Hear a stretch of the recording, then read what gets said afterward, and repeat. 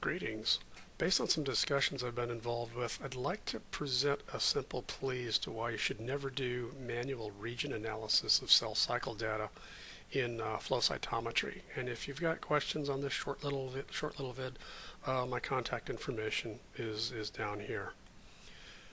Many of us have protocols set up on our respective instruments to acquire data that will be analyzed for cell cycle analysis. Forward, side, singlet, and I've got varying gating structures here. This one's on all events. This one is through the area and width plot.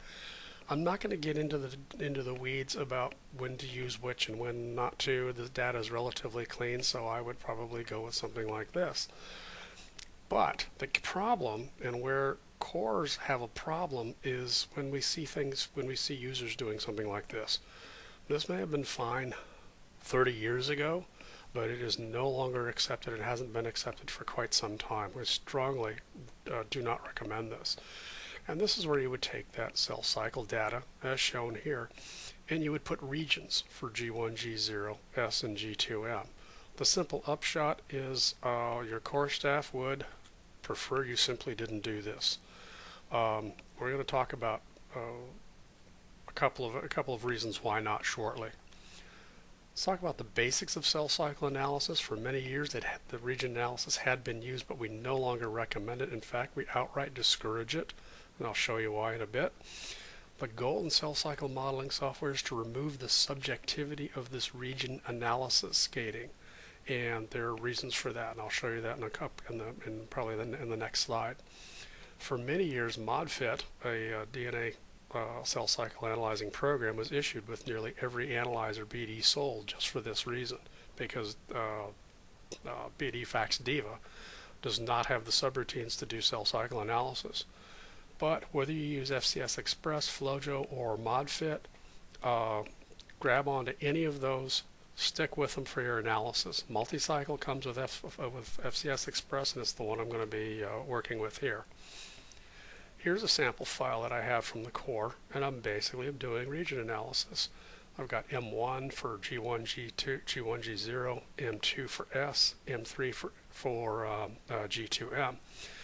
But, and FCS is really good about telling me where my bounds are, so I can try to accurately, OCD style, put these regions where I need them.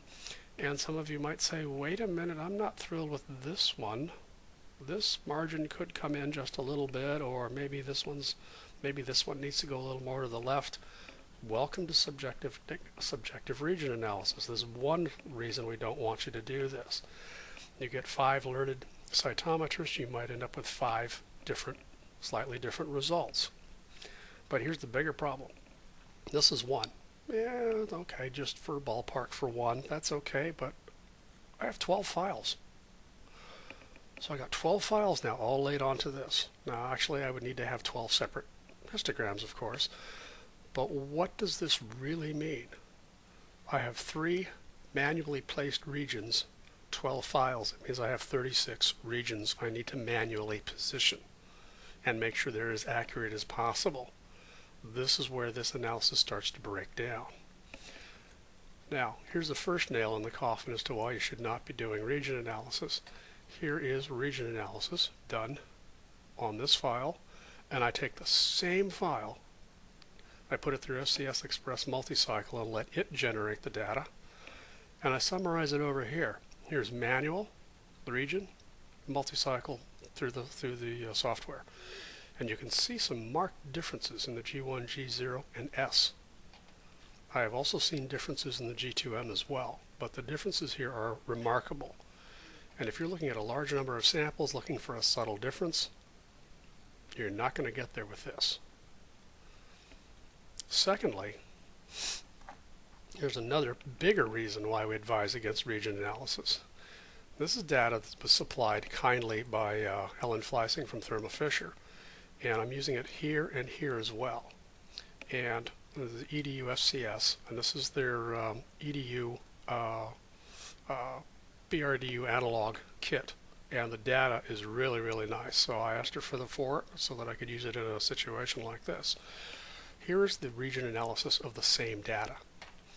And then before I get too distracted, the BRDU originally came out in 1989. So this has been around for a bit. But here's the region analysis. I have this here, S, G2M, G1, G0 here. I come all the way up. These guys right here are the G1, G0. These are the G2M. What about these guys? What about these guys? They're in S. They're incorporating the EDU or the BRDU Alexa 488. They're actually in S phase where the red dot is all the way up here and all the way down here before they finally come into the G2M. What is this doing? This is taking the entire swath of events from here all the way up here and assigning them statistically to this M1 or G1, G0 in region analysis. That's the error. It's including cells that should not be included. It's a region analysis is assuming these populations are discrete and separate, and they're not. They're actually piled up in back of each other in looking at the data in this manner in a two-dimensional view. So all of this incorporation in here is wrong here. It's wrong here. Those numbers are also going to impact how this comes into play. This is the second nail why we don't want to see people doing region analysis. Let the cell cycle modeling software do it. In fact, the one file here, again, that's SUM159. You see the spill in here? Follow the red dot. That spill in here. This is S. There are guys here in S that are still going to be counted in G1, G0. That's these guys. Same thing for over here. That's the spill in over here. And you'll actually see a little bit of G1, G2M, and a little bit of spill into from G1, G0, and that's fine. You got these little guys over here. All right. Let the model do the work. Now, I know there are other resources out there on DNA cell cycle analysis. Multicycle and FCS Express has 6 different models, and you're supposed to actually do your main control your main control file, and choose the model that has the lowest chi-square so the data is as clean as possible. That's what I do, and I will check it with the control, and then run all of the tubes in that experiment with that model. Don't run, if you got 12 tubes, don't run 1 through 4 with this model, and 5 through 7 with this one, and 8 through 12 with this one. No, just keep it all the same model. It's the best assumption you can make. You get reasonable data, good data, and hopefully that will take the subjectivity out of it and not misrepresent the different phases. All right, I thank you very much. Thank you very much for the time.